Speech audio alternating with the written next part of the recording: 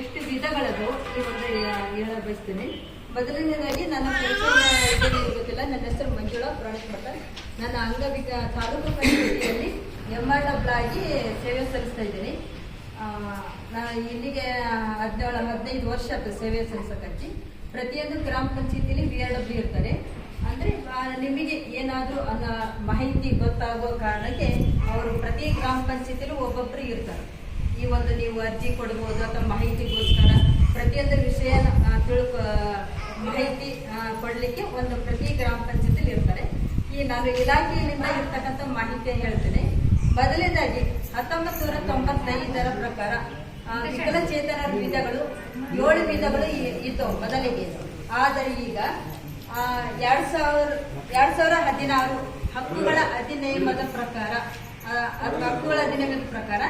ವಿಕಲಚೇತನರ ವಿಧಗಳು 21 ವಿಧಗಳಾಗಿವೆ. ಈಗ ಆಲ್ರೆಡಿ ನಂಬರಿಗೆ ಗೊತ್ತಿದೆ. ಯಾಕಂದ್ರೆ ದೈಹಿಕ ವಿಕಲಚೇತನ ಕಣ್ಣಿ ಕಾಣುವಂಥದ್ದು ದೈಹಿಕ ವಿಕಲಚೇತನರ ಮಾತ್ರ ಗುರುತಿಸ್ತೀವಿ. ಆಮೇಲೆ ದೈಹಿಕ ದೈಹಿಕದಲ್ಲಿ 4 ವಿಧಗಳಿದೆ. ದೈಹಿಕದ ಅಂದ್ರೆ ಚಲನವಲನ ದೋಷ, ಕುಷ್ಠರೋಗ, ಆಮೇಲೆ ಸೆರೆಬ್ರಲ್ ಪಾಲ್ಸಿ ಮತ್ತು ಕುಬ್ಜತೆ. ಇದು ದೈಹಿಕದೊಳಗ ಬರ್ತಿದೆ. ಅಂದ್ರೆ 2016 ಆಕ್ಟ್ ಪ್ರಕಾರ ಇದರಲ್ಲಿ ದೈಹಿಕದಲ್ಲಿ 4 ವಿಧಗಳಿವೆ. Muscular dystrophy. ಮಸ್ಕ್ಯುಲರ್ ಅಂದ್ರೆ ಇದು ಜಾಸ್ತಿ ಗಂಡು ಮಕ್ಕಳಲ್ಲಿ ಬರ್ತದೆ. ಮಸ್ಕ್ಯುಲರ್ ಡಿಸ್ಟ್ರೋಫಿ ಅಂದ್ರೆ ಮಾಂಸಖಂಡಗಳು ದುರ್ಬಲವಾಗುತ್ತಾ ಹೋಗುತ್ತದೆ, ದೇಹಕ್ಕೆ ಪ್ರೋಟೀನ್ ಉತ್ಪತ್ತಿ ಆಗೋದಿಲ್ಲ. ಈ ಒಂದು ಮಸ್ಕ್ಯುಲರ್ ಡಿಸ್ಟ್ರೋಫಿ ಅನ್ನೋದು ಈ ಒಂದು ವಿಕಲಚೇತನರ ಇದರಲ್ಲಿ 2016ರಲ್ಲಿ ಈ ಒಂದು ನಮಗೆ ಅನ್ವಯಿಸ್ತದೆ. ಅಂದ್ರೆ 21 ವಿಧಗಳಲ್ಲಿ. ಅದೇ ರೀತಿ ಆಸಿಡ್ ದಾಳಿಗೆ ಒಳಗಾದವರು ಅಂದ್ರೆ ಈ ಮೊದಲು ಇದ್ದಿದ್ದಿಲ್ಲ.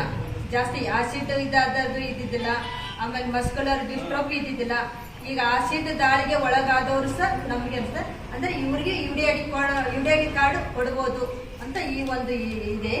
ಅದೇ ರೀತಿ ದೃಷ್ಟಿ ದೋಷದಲ್ಲಿ 2 ವಿಧಗಳು, ಮಂದ ದೃಷ್ಟಿ, ಅಂಧ ದೃಷ್ಟಿ. ಅಂದ್ರೆ ಸಮೀಪ ಮತ್ತು ದೂರ.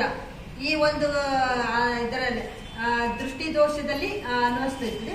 ಅದೇ ರೀತಿಯಾಗಿ ಕಿವುಡತನ, ಕಿವಿ ಕೇಳಿಸಲಾರದನ್ನು, ಕಿವುಡತನ ಮತ್ತು ಕ್ಲಿಷ್ಟ ಶ್ರವಣ ಈ ಒಂದು ವಿಕಲಚೇತನ ವಿಧದಲ್ಲಿ ಇರ್ತದೆ. ಅದೇ ರೀತಿ ಮಾತಿನ ಭಾಷಾ ಅಂಗವಿಕಲತೆ ಅಂದ್ರೆ ಮಾತಾಡಲಿಕ್ಕೆ ಸರಿಯಾಗಿ ಬರಂಗಿಲ್ಲ, ತೊದಲು ನುಡಿಯುತ್ತಿರ್ತಾರೆ. ಇದು ಸಹ ನಮಗೆ ಅನ್ವಯಿಸ್ತದೆ.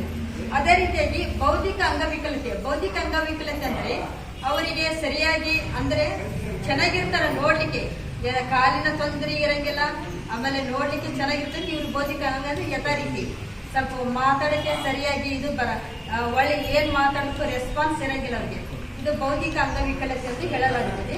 ಅದೇ ರೀತಿಯಾಗಿ ನಿರ್ದಿಷ್ಟ ಕಲಿಕಾ ನ್ಯೂನತೆ, ಸರಿಯಾಗಿ ಮಾತಾಡಲಿಕ್ಕೆ ಬರಂಗಿಲ್ಲ. ಅಂದ್ರೆ ಅಕ್ಷರಗಳು ಸರಿಯಾಗಿ ಈಗ ಶಾಲೆಗೆ ಹೋಗುತ್ತೇನೆ ಇದನ್ನ ಹೇಳಕ್ಕೆ ಒಂದು ½ an hour ಮಾಡ್ತಾರೆ ಇದೊಂದು ಶಬ್ದ ಹೇಳಕ್ಕೆ. ಇದಕ್ಕೆ ನಿರ್ದಿಷ್ಟ ಕಲಿಕಾ ನ್ಯೂನತೆ ಅಂತ ಹೇಳಲಾಗುತ್ತದೆ. ಅದೇ ರೀತಿಯಾಗಿ ಆಟಿಸಮ್ ಸ್ಪೆಕ್ಟ್ರಮ್ ಡಿಸಾರ್ಡರ್ ಈ ಒಂದು ನಮಗೆ ಅನ್ವಯಿಸ್ತದೆ. ಅದೇ ರೀತಿಯಾಗಿ ಮಾನಸಿಕ ಅಸ್ವಸ್ಥತೆ ಮತ್ತು ಈಗಿಷ್ಟು ವಿಕಲಚೇತನ ವಿಧಗಳಲ್ಲಿ ಇದರಲ್ಲೇ ಈ ಹೊಸದಾಗಿ ಅಂದ್ರೆ 2016 ಆಕ್ಟ್ ಪ್ರಕಾರ ನರ ಸಂಬಂಧಿತ ಅಂಗವಿಕಲತೆ ಒಳಗ ಮಲ್ಟಿಪಲ್